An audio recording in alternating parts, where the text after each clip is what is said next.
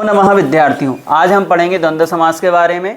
द्वंद्व समास किसे कहते हैं? जिस समास में दोनों ही पद प्रधान होते हैं उसे द्वंद्व समास कहा जाता है। द्वंद्व समास की विशेषता है कि हमें कहीं शब्दों को ढूंढने की आवश्यकता नहीं है, मतलब उसमें ही आंसर छुपा होता है। ठीक है, जैसे कि राम लक्ष्मण लिखा है और इसको और चीज़ ध्यान रखना है, यहाँ पर जब भी दो शब्द होंगे तो द्विवचन का प्रयोग करेंगे जब सामासिक पद बनाएंगे। जब विग्रह करेंगे तो उसमें चा की आवृत्ति बार बार होगी। किसकी? चा का हर शब्द के बाद में चा आएगा। रामः रामः चा, लक्ष्मणः चा का प्रयोग करेंगे। अब जैसे कि यहाँ पर मान लीजिए पुल्लिंग वाला शब्द है, तो सुषुप्त व्यंजन संधि में हमने पढ़ा था कि विसर्ग के बाद में अगर चा आता है तो विसर्ग को क्या हो जाएगा? तालव्य श आदेश हो जाएगा। तो इस चीज़ का अपन को ध्यान रखना है। अगर पुल्लिंग शब्द है तो विसर्ग लगेगा ही लगेगा प्रथम व्यक्ति में, और प्रथम व्यक्ति में विसर्ग लगता है और पीछे चार वर्ग का कोई अक्षर होता है तो वहाँ तालव्य श आदेश हो जाता है। दूसरा उदाहरण है पितरऊ, तो ये सबसे फेमस उदाहरण है आपका माता चा पिता चा। अब यहाँ पर विसर्ग क्यों नहीं आया? क्यों? क्योंकि माता और पिता जो शब्द हैं इनके मूल शब्द क्या है? मातृ पितृ, तो ऋकारांत है और ऋकारांत का प्रथम व्यक्ति बनता है माता और पिता बनता है, इसमें विसर्ग नहीं आता है। तो माता चा पिता चा। अब तीसरा उदाहरण देखते हैं, जैसे किसी के नाम आ गए एक साथ। अब यहाँ तीन से ज़्यादा नाम आएंगे, या चार आए, पाँच आए, छः आए, कोई भी नाम आए, तो विसर्ग में फिर क्या आएगा? बहुवचन का प्रयोग होगा। यहाँ द्विवचन का, यहाँ भी द्विवचन का क्योंकि दो हैं, और यहाँ पर बहुवचन का प्रयोग होगा लिखने में। तो विकास के बाद क्या जाएगा? विकासश्च, सीधा विसर्ग को क्या हम कर रहे हैं? तालव्य श। अजयश्च, सौरभश्च और सचिनश्च। विग्रह करेंगे तो चा लगाना है, और पुल्लिंग शब्द है तो विसर्ग लगाना है, और विसर्ग का तालव्य श करना है। अब यहाँ पर नपुंसकलिंग शब्द का प्रयोग अगर होता है, फल धन जन यौवनानी, यौवन शब्द नपुंसकलिंग इसलिए फलम फले फलानी, जलम जले जलानी, यौवनम यौवने यौवनानी, तो बहुवचन में क्या बनता है? यौवनानी। अगर मान लीजिए यहाँ पर सचिन शब्द लिखा होता तो यहाँ पर चाहे नपुंसकलिंग हो, फल धन जन सचिनः, तो सचिनः ही आएगा यहाँ बहुवचन में।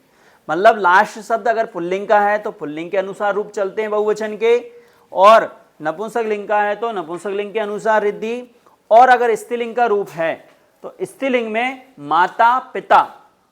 ठीक है, तो माता का अगर आ रहा है तो माता के रूप किस प्रकार से चलते हैं? जैसे लता का रूप आए तो लता लते लता, तो अगर यहाँ बहुवचन में है तो लता इस प्रकार से लिखेंगे।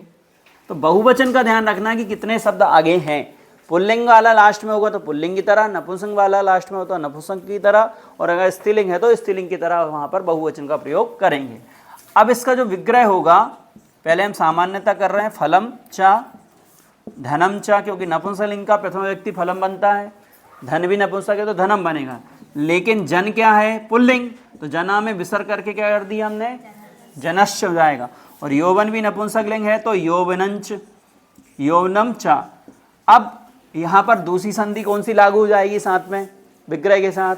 कि अनुस्वार के बाद में अगर चा आता है तो कौन सी संधि लगती है? पर सवर्ण व्यंजन संधि। तो चा वर्ग का पांचों अक्षर क्या है? च छ ज झ या, तो अनुस्वार के स्थान पर क्या आदेश होगा? या।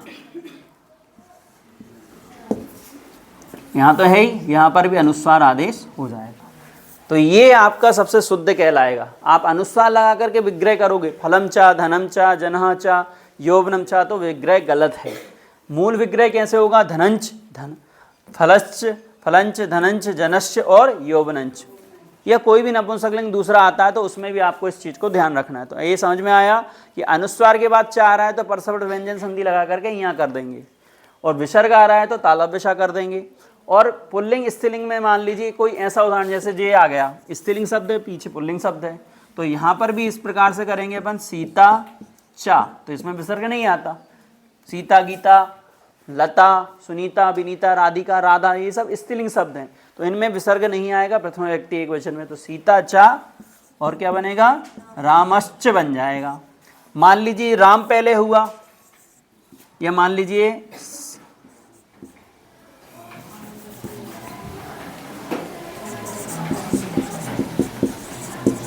शंकर पार्वती लिखा है, पार्वती का स्त्रीलिंग शब्द में द्वितीय क्या बनता है? पार्वती बनता है, पार्वती बनता है पक्का। पार्वती शब्द मूल क्या है? इकारांत, तो नदी के रूप की तरह चलेंगे। नदी के द्विवचन क्या बनती है? नदी बनती है नहीं, क्या बनता है बताओ? रोशनी का क्या बनेगा? रोशनी, रोशनी है, क्या बनेगा? नद्यौ। तो इसका क्या बनेगा? पार्वत्यौ। ठीक है, ई को या कर दिया यण संधि के कारण से, तो या में औ की मात्रा द्विवचन का प्रयोग होगा। यहाँ पुल्लिंग है और पीछे क्या बनेगा? जैसे नदी का नद्यौ बनाया, तो नदी शब्द जो है ऐसा नद्यौ, तो मूल शब्द तो नदी था, तो ई को क्या किया? या, और द्विवचन में औ का प्रयोग होता है, सु औ जस, ये जो मूल प्रत्यय लगते हैं, तो औ के कारण से यहाँ पार्वत्य हुआ आएगा द्विवचन, क्योंकि दो शब्द हैं। जब विग्रह करेंगे तो हम क्या लिखेंगे? संकरश्च पार्वती, मूल शब्द आएगा पार्वती चा, और स्त्रीलिंग में विसर्ग आता नहीं है पार्वती की प्रथम व्यक्ति में, तो संकरश्च पार्वती चा। तो इस प्रकार से हमें ये द्वंद्व समास के विग्रह करना है, और परीक्षा में सबसे ज़्यादा इस प्रकार से ये माता चा पिता आता है। और अगर कोई दूसरे दो शब्द आते हैं जैसे हरिहर आ गया, तो उसमें भी आपका यही समास। अब समान कैसे पहचानोगे? द्वंद्व दोनों पद प्रधान हैं, दोनों शब्दों में आपको ये देखना है कि समानता कहाँ ज़्यादा है। समझ में आ रही बात? तो आप आसानी से दूसरे, देखो यहाँ अव्यय नहीं है तो पहला पद अव्यय अव्यय समास तो होगा नहीं, संख्या नहीं है तो द्विगु समास भी नहीं होगा, कोई विशेषण विशेष शब्द नहीं दिख रहा है तो कर्मधारय समास भी नहीं होगा, इन दोनों शब्दों से किसी तीसरे पद का बोध भी नहीं हो रहा है तो बहुव्रीहि समास भी नहीं होगा। समझ गए? तत्पुरुष में यहाँ कोई ऐसी प्रथम दूसरा पद श्रेष्ठ नहीं दिख रहा, क्योंकि उत्तर पद प्रधान होता है। यहाँ राम भी श्रेष्ठ हैं, लक्ष्मण भी श्रेष्ठ हैं, तो दोनों पद जहाँ पर प्रधान होते हैं वहाँ पर हमें सामान्यता द्वंद्व समास उदाहरण समझ में आ जाता है, ये ध्यान रखना है। ठीक है, तो इस प्रकार से हमने द्वंद्व समास को समझा है। आपका कोई प्रश्न हो तो आपने कमेंट्स बॉक्स में हमें लिख करके बताएं, और इस वीडियो को दूसरे विद्यार्थियों तक अवश्य पहुंचाएं। धन्यवाद।